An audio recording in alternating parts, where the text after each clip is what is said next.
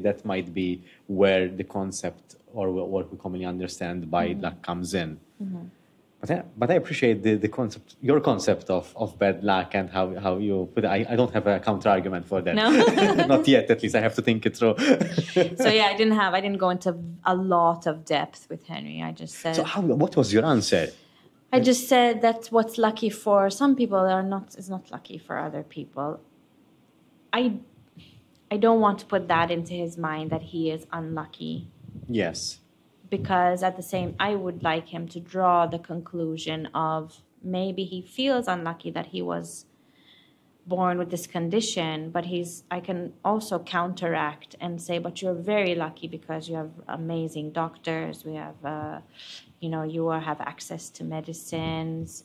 Daddy and I take care of you. So you're lucky of those things, because there would have been other children who wouldn't have been so lucky. But I don't say these. I don't go into that. I prefer to let him draw those conclusions instead of sort of forcing those thoughts into his. Yes. Not yet. Not yet. He can come to those conclusions eventually, I'm thinking of how I would have responded, and whether I would have responded with a question. I did, in fact. I said, what do you think? Do you think you're lucky? I think I would have framed it very similar to yourself, because I would want the kid to realize what they have, but also be aware of what they don't have. Yes, exactly. We can't have it all. No. And I recently did a course in coaching, the Clifton Strengths. Okay. It's based on positive psychology, and it's more oriented towards how we can use our strengths to maximize our outputs. So it goes like this. I mean, we have the talents. The talents are, according to the Gallup, the talents are the things that we naturally do well. Okay. So it might be astonishing for some, but for us it comes naturally. The things that we're naturally good in, without no practice in a way. But we might have near misses, or we might not get it perfect all the time. All the time. But if we work on our talents, in the long run, they develop into strengths. Yes. So the journey goes like that. So the quiz that you take in order to see what are your talents, there are 34 criteria, and once you do the test, the report tells you your top 10 and then your top 5. No. And the coach would guide you to keep on developing your top 5, so you can balance it out and develop them as a strength. Oh, good. The tendency is that people look at the 34th one and say, how can I improve that? Oh, wow. And that's contrary to the training. You shouldn't focus on that, because that's something which is within you, but it doesn't come naturally to you. You might use it, but it doesn't come naturally to you. Wow. So why shouldn't you focus on your top 5? 5. And you might still do things that... So, for example,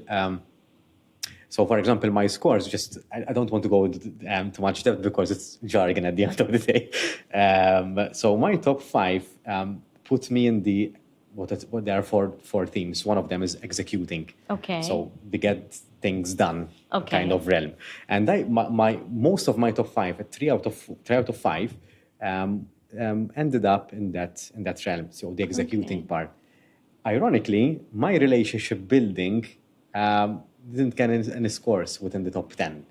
Oh, wow. Okay. So I think I asked myself, I think I'm good at building relationships and to make connections with people. And when I was doing this course, we were doing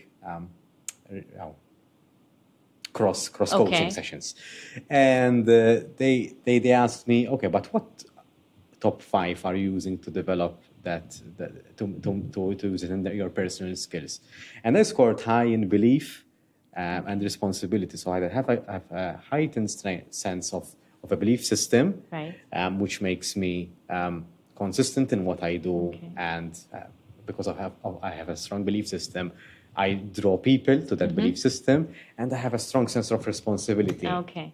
So because of that, if I I tend to keep my promises in most cases. So that helps me to build connections Yes. with people. So anyways, long story short. Very interesting. It's very interesting, No, though. it is very interesting because you start looking at what you have and how you can maximize on that. And it's okay that you can't have it all. And when applied in teams, you can see where people are good at, and you can create a balanced team. Yes, for sure. Because we might feel that we have to be an all-rounder all the time. Mm-hmm. And some of us might be a kind of all-rounder in certain situations. But not in every situation. No. That's why we need one another to complement Exactly. our strengths. Exactly. Or the things that we don't have. So I think I would have framed that Yes. answer in the sense, okay, you might not have everything, but you have things.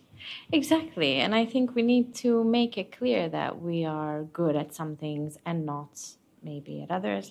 And we have good some characteristics that others Yes. don't have, and this and that.